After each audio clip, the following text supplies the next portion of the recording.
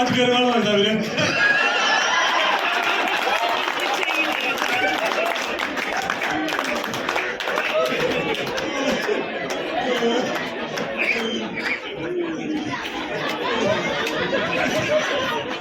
ਸਤਿ ਸ਼੍ਰੀ ਅਕਾਲ ਸਾਰੀ ਟੀਮ ਨੂੰ। ज्यादा ज्यादा गल इकट्ठी कर गया तू वधिया रह गया क्या भैन जी सॉरी किधर हो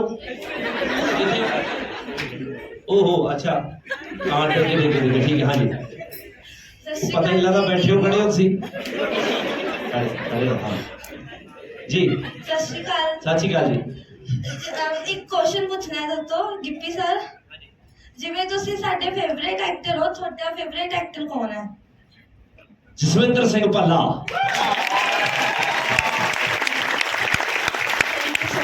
थैंक यू ਅਸੀਂ ਤੁਹਾਡੇ ਬਹੁਤ ਵੱਡੇ ਫੈਨ ਹਾਂ। Thank you so much